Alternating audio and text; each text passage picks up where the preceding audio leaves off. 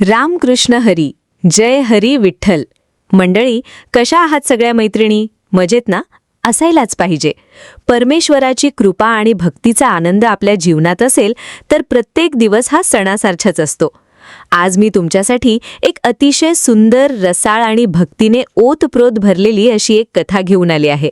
ही कथा आहे अधिक मासात, ज्याला आपण पुरुषोत्तम मास किंवा मलमास असेही म्हणतो, त्या पवित्र महिन्यात येणाऱ्या एकादशीची. होय मैत्रिणींनो, मी बोलते पद्मिनी एकादशीबद्दल, जिला कमला एकादशी असंही म्हणतात. अधिक मास हा तसाही साक्षात श्रीहरी विष्णूंचा लाडका महिना. त्यात येणारी ही एकादशी म्हणजे दुग्ध शर्करा योगच. तुम्ही म्हणाल, ताई एकादशी तर दर 15 दिवसांनी येते, मग या एकादशीचं असं काय विशेष? तर मैत्रिणींनो, ही एकादशी साधीसुधी नाहीये. ही एकादशी म्हणजे पापांचा नाश करणारी, पुण्याचे डोंगर उघी करणारी आणि साक्षात वैकुंठाची प्राप्ती करून देणारी अशी ही पुण्यदायी एकादशी आहे. आजची ही कथा केवळ एक गोष्ट नाहीये, तर हा एक भक्तीचा प्रवास आहे. या कथेतून आपल्याला शिकायला मिळेल की खरी भक्ती म्हणजे काय, परमेश्वर आपल्या भक्ताची परीक्षा कशी घेतो आणि संकटाच्या वेळी त्याच्यावरचा विश्वास कसा टिकवून ठेवायचा. मी तुम्हाला खात्री देते, एकदा का तुम्ही ही कथा ऐकायला सुरुवात केलीत तर अगदी शेवटपर्यंत तुम्ही खिळून राहाल. या कथेतील राजा कीर्तिवीर्य आणि राणी प्रमदा यांचा प्रवास, त्यांची तपश्चर्या आणि त्यांना मिळालेले भगवान विष्णूंचे दर्शन, हे सगळं ऐकताना तुमचं मन अगदी भरून येईल. त्यामुळे ही कथा अर्धवट सोडू नका, पूर्ण ऐका. कारण या कथेचं नुसतं श्रवण जरी केलं तरी अश्वमेध यज्ञासारखं पुण्य लाभतं, असं पुराणांमध्ये सांगितलं आहे. चला तर मग अधिक वेळ न घालवता आपण या पुण्यपावन पद्मिनी एकादशीच्या कथेला सुरुवात करूया. श्रवणम कीर्तनम विष्णोः स्मरणम पादसेवनम अर्चनम वंदनम दास्यम सख्यामात्मनिवेदनम. नवविधा भक्तीतील पहिली भक्ती म्हणजे श्रवण भक्ती, आणि अशा या पवित्र एकादशीची कथा ऐकणे हे तर परम भाग्याचं लक्षण आहे. ही कथा ऐकल्याने मनातील विकार दूर होतात, पाप जळून खाक होतात आणि जीवनात सुख, समृद्धी, शांती आणि समाधान लाभते. त्यामुळे ही कथा अगदी एकाग्र मनाने आणि श्रद्धेने ऐका. परमेश्वराची कृपा तुमच्यावर नक्कीच होईल. तर मंडळी, ही कथा आहे त्रेतायुगातील. त्रेतायुग म्हणजे जेव्हा साक्षात प्रभू रामचंद्र या पृथ्वीवर अवतरले होते तो काळ. त्या काळात महिष्मती नावाचं एक अतिशय सुंदर आणि वैभवशाली नगर होतं. हे नगर म्हणजे जणू स्वर्गातील इंद्राची अमरावतीच. या नगरात सुख, संपत्ती, ऐश्वर्य कशाचीही कमी नव्हती. आणि या महिष्मती नगरीवर राज्य करत होता एक अतिशय शूर, पराक्रमी आणि प्रजाहितदक्ष असा राजा. त्याचं नाव होतं राजा कृतवीर्य. राजा कृतवीर्य हा अतिशय धर्मात्मा होता. तो आपल्या प्रजेला अगदी पोटच्या मुलासारखा जपत असे. यथा राजा तथा प्रजा असं म्हणतात ना, तसंच होतं या महिष्मती नगरीत. राजा चांगला म्हणून प्रजाही सुखी आणि समाधानी. राजा कृतवीर्याच्या राज्यात कधी कुणावर अन्याय होत नसे, कुणी दुःखी नसे. असा हा राजा कृतवीर्य. त्याच्या शूरत्वाची कीर्ती तर त्रैलोक्यात पसरली होती. पण मैत्रिणींनो, जीवनात सगळंच सुख कुणाला मिळतं का? काही ना काहीतरी कमतरता राहतेच ना. तसंच राजा कृतवीर्याच्या बाबतीतही होतं. राजाला 1 नाही, 2 नाही, तर चक्क 100 राण्या होत्या. ऐकून आश्चर्य वाटलं ना? पण त्या काळी राजांना अनेक राण्या असण्याची प्रथा होती. तर अशा या 100 राण्या एकाहून एक सुंदर, गुणवान आणि राजावर जीवापाड प्रेम करणाऱ्या. पण तरीही राजा कृतवीर्याच्या मनात एक मोठी खंत होती. एक दुःख होतं जे त्याला रात्रंदिवस सतावत होतं. आणि ते दुःख म्हणजे त्याला पुत्रप्राप्ती झाली नव्हती. 100 राण्या असूनही राजाला एकही संतान नव्हतं. राजवाडा इतका मोठा, पण त्यात बालकाचं बोबडं बोल ऐकायला मिळत नव्हतं. राजाला वारंवार वाटे, माझ्या या एवढ्या मोठ्या राज्याचं काय होणार? माझ्यानंतर या प्रजेचा सांभाळ कोण करणार? माझा वंश पुढे कसा वाढणार? राजा कृतवीर्याने संतानप्राप्तीसाठी अनेक उपाय केले. देवदेवतांना नवस केले, अनेक ऋषीमुनींचा आशीर्वाद घेतला, मोठे मोठे यज्ञ याग केले, पण कशाचाही उपयोग झाला नाही. जणू राजाच्या नशिबात पुत्रसुख लिहिलंच नव्हतं. दिवस जात होते, राजाचं वय वाढत होतं आणि त्याबरोबरच त्याची चिंताही वाढत होती. राण्यांनाही आपल्या पतीचं दुःख समजत होतं. त्याही आतल्या आत कुढत असत. त्यात राजाची एक अत्यंत लाडकी राणी होती. तिचं नाव होतं प्रमदा. राणी प्रमदा ही इक्ष्वाकू वंशातील राजा हरिश्चंद्राची कन्या होती. ती अतिशय रूपवान, गुणवान आणि सती साध्वी होती. प्रमदा राणीला राजाचं दुःख अजिबात पाहवत नसे. ती नेहमी देवाजवळ प्रार्थना करे, हे देवा, माझ्या पतीला पुत्र सुख दे, त्यांच्या चेहऱ्यावरचं दुःख मला बघवत नाही. त्यासाठी मला कोणतीही परीक्षा द्यावी लागली तरी मी तयार आहे. असेच दिवस जात होते. एक दिवस राजा कृतवीर्याने आपल्या सर्व राण्यांना आणि मंत्र्यांना दरबारात बोलावलं. राजाचा चेहरा अतिशय गंभीर होता. राजा म्हणाला, माझ्या प्रिय राण्यांनो आणि मंत्र्यांनो, आज मी तुम्हाला एका महत्त्वाच्या निर्णयाची माहिती देण्यासाठी बोलावलं आहे. तुम्हाला सर्वांना माहीतच आहे की मला पुत्रप्राप्ती न झाल्यामुळे मी किती दुःखी आहे. या राज्याचा वारसदार कोण ही चिंता मला रात्रंदिवस सतावते. राजा पुढे म्हणाला, मी संतानप्राप्तीसाठी अनेक उपाय केले, पण परमेश्वराची इच्छा काही वेगळीच असावी. म्हणून आता मी ठरवलं आहे की मी राज्यकारभार सोडून जंगलात जाऊन तपश्चर्या करणार आहे. कदाचित माझ्या तपाने तरी देव प्रसन्न होतील आणि मला पुत्ररत्नाचा आशीर्वाद देतील. राजाचा हा निर्णय ऐकून दरबारात एकच शांतता पसरली. सर्व राण्या आणि मंत्री दुःखी झाले. महाराज, असा विचार करू नका. तुमच्याशिवाय या राज्याचं काय होईल? मंत्री हात जोडून म्हणाले. होय महाराज, तुम्ही आम्हाला सोडून जंगलात जाऊ नका. आम्ही तुमच्याशिवाय जगू शकणार नाही, राण्या रडत रडत म्हणाल्या. पण राजा आपल्या निर्णयावर ठाम होता. त्याने सर्वांची समजूत काढली आणि म्हणाला, मला माफ करा, पण हा निर्णय मी खूप विचार करून घेतला आहे. आता मी मागे फिरणार नाही. तुम्ही सर्वांनी मिळून या राज्याची काळजी घ्या.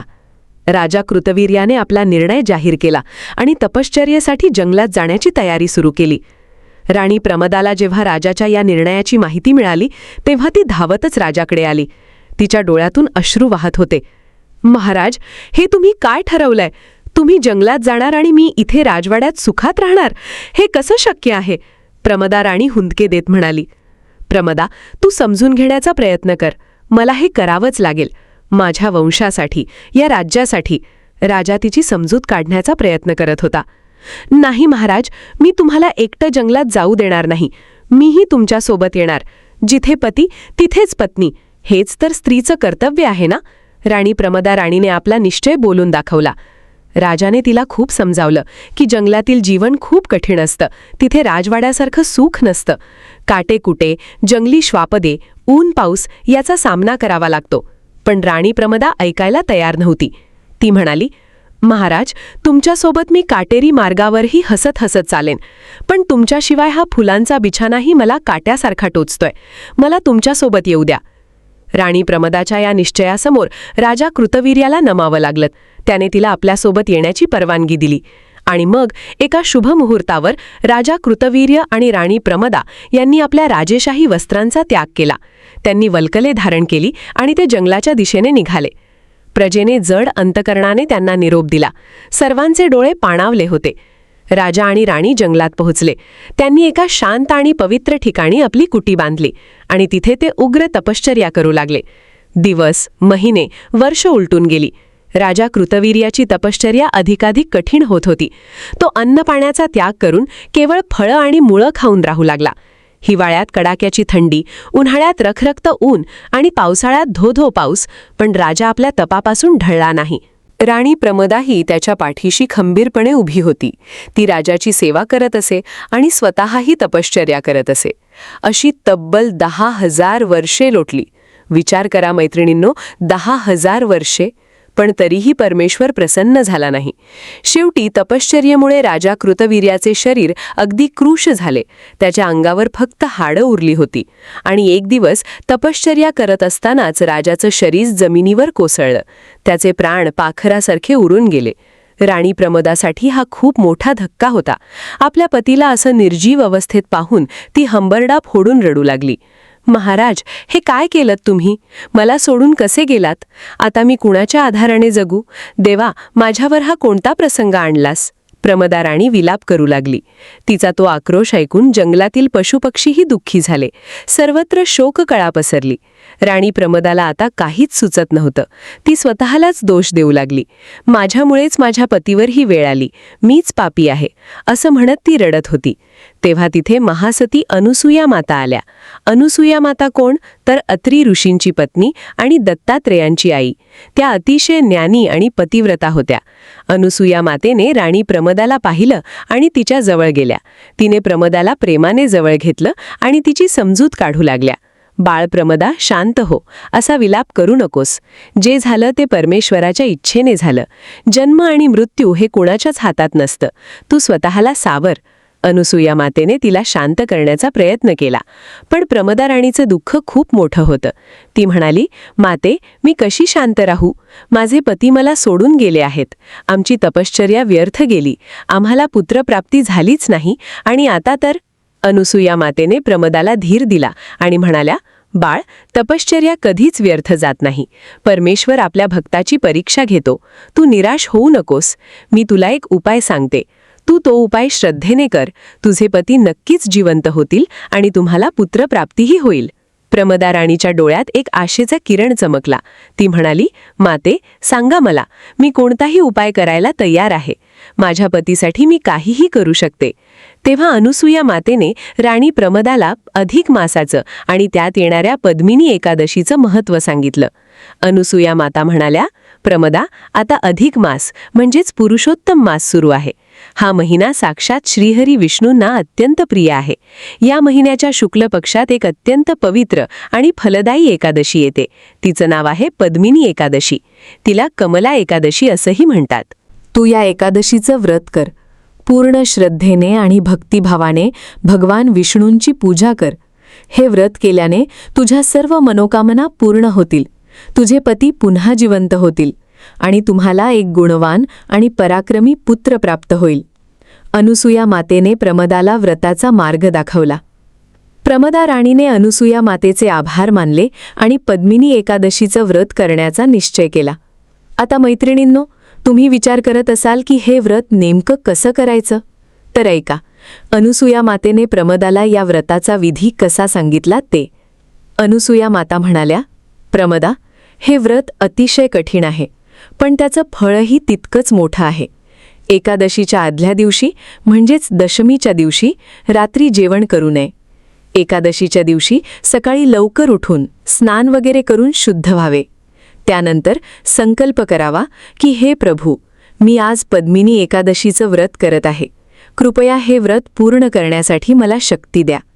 मग भगवान विष्णूंची आणि माता लक्ष्मीची विधिवत पूजा करावी. त्यांना फुले, फळे, तुळशीपत्र अर्पण करावे. दिवसभर उपवास करावा.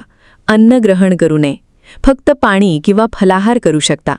पण शक्यतो निर्जला उपवास करणे अधिक फलदायी असते. दिवसभर भगवान विष्णूंच्या नामाचा जप करावा. भजने, कीर्तने करावीत. रात्री जागरण करावे. झोपू नये. देवाची भक्ती करत रात्र काढावी. दुसऱ्या दिवशी म्हणजेच द्वादशीच्या दिवशी सकाळी पुन्हा स्नान करून देवाची पूजा करावी. ब्राह्मणांना भोजन द्यावी. दानधर्म करावा आणि त्यानंतरच स्वतः अन्न ग्रहण करून उपवास सोडावा. अनुसूया मातेने हा विधी अगदी सविस्तरपणे प्रमदाला सांगितला. प्रमदा राणीने हे सगळं लक्षपूर्वक ऐकलं आणि मनात पक्क ठरवलं की ती हे व्रत अगदी श्रद्धेने आणि नियमानुसार करेल. दशमीचा दिवस उजाडला. प्रमदा राणीने अनुसूया मातेने सांगितल्याप्रमाणे रात्री अन्नाचा त्याग केला. एकादशीच्या पहाटे ती लवकर उठली. तिने नदीवर जाऊन पवित्र स्नान केलं आणि स्वच्छ वस्त्र परिधान केली. त्यानंतर तिने भगवान विष्णू आणि माता लक्ष्मीच्या मूर्तीची स्थापना केली. अतिशय भक्तिभावाने आणि श्रद्धेने तिने त्यांची पूजा केली. त्यांना फुले, फळे आणि तुळशीपत्र वाहिले. ओम नमो भगवते वासुदेवाय या मंत्राचा जप करत तिने आपला दिवस घालवला. दिवसभर तिने अन्नाचा एकही कण खाल्ला नाही की पाण्याचा एक थेंबही पिला नाही. रात्र झाली. प्रमदा राणीने जागरण केलं. ती रात्रभर भगवान विष्णूंच्या भजनात आणि नामस्मरणात तल्लीन झाली होती. तिची भक्ती इतकी उत्कट होती की साक्षात परमेश्वरालाही तिची दखल घ्यावी लागली. द्वादशीच्या पहाटे जेव्हा प्रमदा राणी भगवान विष्णूंच्या ध्यानात मग्न होती, तेव्हा अचानक आसमंतात एक दिव्य प्रकाश पसरला. जणू हजारो सूर्यांचं तेज एकदम प्रकट झालं असावं आणि त्या दिव्य प्रकाशात गरुडावर स्वार होऊन साक्षात श्रीहरी विष्णू तिथे प्रकट झाले. चतुर्भुज रूप, हातात शंख, चक्र, गदा आणि पद्म, गळ्यात वैजयंतीमाला, डोक्यावर रत्नजडित मुकुट आणि चेहऱ्यावर एक अत्यंत मनमोहक आणि शांत हास्य. भगवान विष्णूंचं ते विलोभनीय रूप पाहून प्रमदा राणी भान विसरून गेली. तिच्या डोळ्यातून आनंदाश्रू वाहू लागले. तिनं साष्टांग नमस्कार घातला आणि ती देवाची स्तुती करू लागली. हे प्रभू, हे दीनानाथा, हे जगतपालका, आज माझे डोळे धन्य झाले. तुमच्या दर्शनाने माझ्या सर्व दुःखांचा नाश झाला आहे. हे परमेश्वरा, तुमची लीला अगाध आहे. प्रमदा राणी भावपूर्ण अवस्थेत म्हणाली. भगवान विष्णू अतिशय प्रसन्न झाले होते. त्यांनी प्रमदाला उठवलं आणि म्हणाले, वत्से प्रमदा, मी तुझ्या भक्तीने आणि तपश्चर्येने अतिशय प्रसन्न झालो आहे. तू अधिक मासातील पद्मिनी एकादशीचं व्रत अत्यंत श्रद्धेने आणि नियमानुसार केलं आहेस. हे व्रत मला अत्यंत प्रिय आहे. तुझ्या या व्रतामुळे आणि भक्तीमुळे मी तुला वरदान देऊ इच्छितो. सांग, तुझी काय इच्छा आहे? मी तुझी कोणतीही मनोकामना पूर्ण करण्यास तयार आहे. प्रमदा राणीने हात जोडले आणि म्हणाली, हे प्रभो, तुमच्या दर्शनानेच माझ्या सर्व इच्छा पूर्ण झाल्या आहेत. पण तरीही जर तुम्ही मला वरदान देऊ इच्छित असाल तर माझी एकच प्रार्थना आहे. माझे पती राजा कृतवीर्य यांनी संतान प्राप्तीसाठी 10,000 वर्षे कठोर तपश्चर्या केली, पण तरीही त्यांची इच्छा पूर्ण झाली नाही आणि त्यांनी प्राण त्यागले. हे दयानिधे, माझ्या पतीला पुन्हा जिवंत करा आणि आम्हाला एक असा पुत्र द्या जो अतिशय पराक्रमी, गुणवान, शूर आणि धर्मात्मा असेल, ज्याची कीर्ती त्रैलोक्यात पसरेल आणि ज्याला तुमच्याशिवाय कुणीही पराभूत करू शकणार नाही. हेच माझं मागणं आहे. प्रमदा राणीची ही निस्वार्थ आणि पतीबद्दलची निष्ठा पाहून भगवान विष्णू आणखीनच प्रसन्न झाले. त्यांनी स्मितहास्य केलं आणि म्हणाले, तथास्तु. प्रमदा, तुझी इच्छा पूर्ण होईल. तुझे पती पुन्हा जिवंत होतील आणि तुम्हाला जो पुत्र प्राप्त होईल तो सामान्य पुत्र नसेल. तो अत्यंत पराक्रमी आणि महाबलाढ्य असेल. साक्षात देवता, दानव किंवा मानव कुणीही त्याचा पराभव करू शकणार नाही. फक्त मीच एका विशिष्ट अवतारात त्याचा वध करेन. असं म्हणून भगवान विष्णूंनी आपला अमृतमय हात राजा कृतवीर्याच्या मृतदेहावरून फिरवला. आणि काय आश्चर्य! जो राजा काही क्षणांपूर्वी निर्जीव पडला होता तो अचानक श्वास घेऊ लागला. राजा कृतवीर्याने डोळे उघडले. त्याला असं वाटलं जणू तो गाढ झोपेतून उठला आहे. त्याने आजूबाजूला पाहिलं तर समोर साक्षात श्रीहरी विष्णू उभे होते आणि त्याच्या बाजूला त्याची लाडकी राणी प्रमदा उभी होती, जिच्या डोळ्यातून आनंदाश्रू वाहत होते. राजाला काहीच समजेना. त्याने प्रमदाकडे पाहिलं. प्रमदाने त्याला सगळा वृत्तांत सांगितला. अनुसूया मातेचा उपदेश, पद्मिनी एकादशीचं व्रत आणि भगवान विष्णूंचा आशीर्वाद. हे ऐकून राजा कृतवीर्याचा आनंद गगनात मावेनासा झाला. त्याने भगवान विष्णूंच्या चरणी लोटांगण घातलं. हे प्रभू, तुम्ही खरंच दीनानाथ आहात. माझ्यासारख्या पामरावर तुम्ही मोठी कृपा केलीत. मी तुमचा जन्मोजन्मी ऋणी राहीन. भगवान विष्णूंनी राजाला आशीर्वाद दिला आणि म्हणाले, कृतवीर्या, तुझ्या राणीच्या भक्तीमुळे आणि पद्मिनी एकादशीच्या व्रताच्या प्रभावाने तुला पुन्हा जीवनदान मिळालं आहे. आता तुम्ही आनंदाने आपल्या राज्यात परत जा आणि राज्यकारभार करा. लवकरच तुम्हाला एक महान पुत्र प्राप्त होईल. असा आशीर्वाद देऊन भगवान विष्णू अंतर्धान पावले. राजा कृतवीर्य आणि राणी प्रमदा यांचा आनंद गगनात मावेनासा झाला. त्यांची वर्षानुवर्षांची तपश्चर्या आज फळाला आली होती. त्यांनी अनुसूया मातेचे आभार मानले आणि आनंदाने आपल्या महिष्मती नगरीत परतले. जेव्हा प्रजेला समजलं की आपले लाडके राजा आणि राणी परत आले आहेत, तेव्हा संपूर्ण नगरीत आनंदाची लाट उसळली. घरोघरी गुढ्या उभारण्यात आल्या, तोरणं बांधण्यात आली. सर्वांनी राजा राणीचं जंगी स्वागत केलं. काही काळानंतर भगवान विष्णूंच्या आशीर्वादाने राणी प्रमदाला दिवस गेले. संपूर्ण राजवाड्यात आनंदाचं वातावरण होतं. राजा कृतवीर्याने दानधर्म केला, गरिबांना जेवण दिलं आणि मग तो शुभ दिवस उजाडला. राणी प्रमदाने एका अत्यंत सुंदर आणि तेजस्वी पुत्राला जन्म दिला. हाच तो पुत्र ज्याला भगवान विष्णूंनी वरदान दिलं होतं. या पुत्राचं नाव ठेवण्यात आलं कार्तवीर्य अर्जुन. होय मैत्रिणींनो, हाच तो कार्तवीर्य अर्जुन, ज्याला पुढे जाऊन सहस्त्रार्जुन या नावाने ओळखलं जाऊ लागलं. कार्तवीर्य अर्जुन जसजसा मोठा होऊ लागला तसतसा त्याचा पराक्रम आणि शौर्य दिसून येऊ लागलं. तो अतिशय बलवान होता. भगवान विष्णूंच्या वरदानामुळे त्याला 1000 हात प्राप्त झाले होते, म्हणून त्याला सहस्त्रार्जुन म्हणत. त्याने अनेक युद्ध जिंकली, अनेक राजांचा पराभव केला. त्याची कीर्ती त्रैलोक्यात पसरली. तो इतका बलवान होता की त्याने साक्षात रावण, जो त्रैलोक्य विजयी समजला जात असे, त्यालाही युद्धात हरवलं होतं आणि त्याला बंदी बनवून ठेवलं होतं. विचार करा, किती पराक्रमी असेल हा सहस्त्रार्जुन. सहस्त्रार्जुनाने आपल्या पराक्रमाने एक विशाल साम्राज्य उभं केलं. पण जसं म्हणतात ना, सत्तेची हवा डोक्यात गेली की माणूस भ्रष्ट होतो, तसंच काहीसं सहस्त्रार्जुनाचं झालं. तो अतिशय गर्विष्ठ आणि अहंकारी बनला. त्याला वाटू लागलं की त्याच्यासारखा बलवान कोणीच नाही. तो ऋषीमुनींचा अपमान करू लागला, प्रजेवर अत्याचार करू लागला. एकदा तो जंगलात शिकारीसाठी गेला असताना तो जमदग्नी ऋषींच्या आश्रमात पोहोचला. जमदग्नी ऋषी हे अतिशय तपस्वी होते. त्यांच्याकडे कामधेनू गाय होती, जी कोणत्याही इच्छा पूर्ण करत असे. सहस्त्रार्जुनाला ती कामधेनू गाय हवी होती. त्याने जमदग्नी ऋषींकडे ती गाय मागितली, पण ऋषींनी नकार दिला. तेव्हा अहंकारी सहस्त्रार्जुनाने बळजबरीने ती गाय पळवून नेली. या घटनेचा परिणाम खूप भयंकर झाला. जमदग्नी ऋषींचे पुत्र भगवान परशुराम, जे साक्षात श्रीहरी विष्णूंचे अवतार होते, ते जेव्हा आश्रमात परत आले तेव्हा त्यांना घडलेला प्रकार समजला. भगवान परशुराम अतिशय क्रोधित झाले. त्यांनी आपला परशु हाती घेतला आणि ते सहस्त्रार्जुनाचा वध करण्यासाठी निघाले. भगवान परशुराम आणि सहस्त्रार्जुन यांच्यात एक भयंकर युद्ध झालं. सहस्त्रार्जुन खूप बलवान होता, पण भगवान परशुरामांसमोर त्याचा टिकाव लागला नाही. भगवान परशुरामांनी आपल्या परशुने सहस्त्रार्जुनाचे 1000 हात छाटून टाकले आणि शेवटी त्याचा वध केला. लक्षात आहे ना मैत्रिणींनो, भगवान विष्णूंनी राणी प्रमदाला वरदान देताना काय सांगितलं होतं? तुझा पुत्र अतिशय पराक्रमी असेल, पण त्याचा वध मीच एका विशिष्ट अवतारात करेन. आणि तसंच झालं. साक्षात विष्णू अवतार भगवान परशुरामांच्या हातून सहस्त्रार्जुनाचा अंत झाला. तर अशी ही कथा आहे पद्मिनी एकादशीची. या कथेतून आपल्याला काय शिकायला मिळतं? पहिली गोष्ट म्हणजे परमेश्वरावरील भक्ती आणि विश्वास कधीच ढळू देऊ नका. राणी प्रमदाने किती संकटे आली तरी आपला देवावरचा विश्वास कमी होऊ दिला नाही, आणि म्हणूनच तिला तिचे पती परत मिळाले आणि पुत्रप्राप्तीही झाली. दुसरी गोष्ट म्हणजे अहंकार हा माणसाचा सर्वात मोठा शत्रू आहे. सहस्त्रार्जुन कितीही बलवान असला तरी त्याच्या अहंकारामुळेच त्याचा नाश झाला.